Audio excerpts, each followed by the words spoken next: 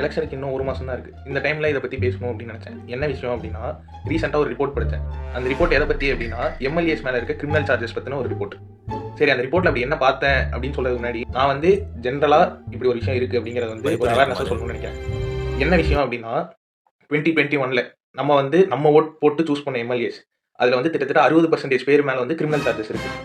இதில் இதை விட எனக்கு ஷாக்கிங்காக பட்ட விஷயம் ஒன்று என்ன அப்படின்னா, 2016 நம்ம சூஸ் பண்ண எம்எல்ஏஸ் மேலே இருந்த கிரிமினல் சார்ஜஸ் வந்து 35% தான். ஆனால் அடுத்த எலெக்ஷனில் சூஸ் பண்ணதில் வந்து 60% ஆயிடுச்சு.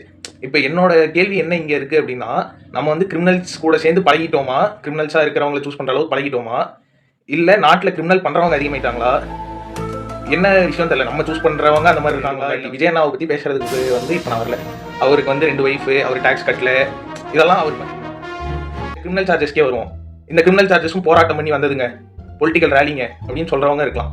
அதையுமே வந்து செப்பரேட்டாக என்ன அப்படின்னா, இந்த வருஷம் அதாவது போன எலெக்ஷனில் நம்ம சூஸ் பண்ணதில் 25% பேர் மேலே வந்து சீரியஸ் கிரிமினல் அஃபென்ஸ்.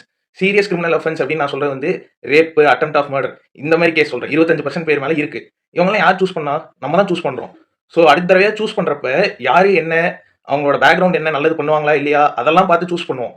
ஸோ இந்த வீடியோவில் என்னோட கோல் வந்து ரொம்ப சிம்பிள். என்ன அப்படின்னா, இந்த மாதிரி இன்ஃபர்மேஷன்லாம் உங்களுக்கு கொடுக்குறதே வந்து நீங்கள் யாருக்கு ஓட்டு போடுறீங்க அப்படின்னு தெரிஞ்சுட்டு போடணும் அப்படிங்கிறதுக்காக தான் உங்களுக்கு இந்த மாதிரி இன்ஃபர்மேஷன்லாம் வாங்கி கொடுக்குறது. ஆனால் இந்த மாதிரி இன்ஃபர்மேஷன்லாம் தெரிஞ்சுட்டு தான் நம்ம வந்து ஓட்டு போடுறோமா அப்படின்னா கிடையாது.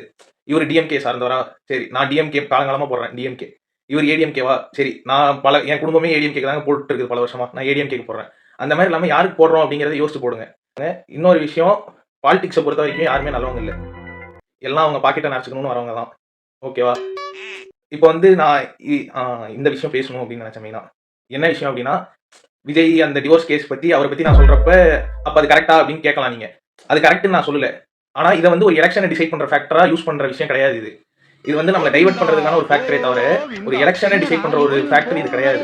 அதனால அதை பற்றி இப்போ பேசுறதை விட அதை விட முக்கியமான விஷயங்கள், இந்த மாதிரி கிரிமினல் கேஸ் இருக்கிறவங்கலாம் இப்போ வந்து இந்த விளாத்திக்குளம் விஷயமாகட்டும், இந்த 2 வயசு குழந்தைய ரேப் பண்ண விஷயமாகட்டும், இவ்வளோ விஷயம் நடந்ததும் இதே ஆட்சியில தான். நான் யாரையும் சொல்ல மாட்டேன். சொல்லவான்னா எல்லாத்தையும் சொல்லிட்டியே. நம்ம வந்து இவங்க தப்பு அவங்க தப்பு அப்படின்னு சொல்றோம். ஆனா இது எல்லாமே உண்மையை சொல்லணும்னா தப்பு நம்ம மேல. கிரிமினல் சார்ஜஸ் இருக்கு அப்படின்னு தெரிஞ்சும் அவங்க சூஸ் பண்ண யாருங்க? நம்ம தானேங்க. அப்ப யார் தப்பு? அப்புறம் எப்படி நம்ம அவங்க ஆட்சி சரியில்லைன்னு சொல்லுவோம்? யாரு தப்புன்னு தெரிஞ்சு சூஸ் பண்ணுங்க, வளராது இல்லை. அதனால இப்ப என்ன சொல்ல வரேன் அப்படின்னா, இருக்கிற ஒரு ஓட்டை ப்ராப்பரா யூஸ் பண்ணுங்க.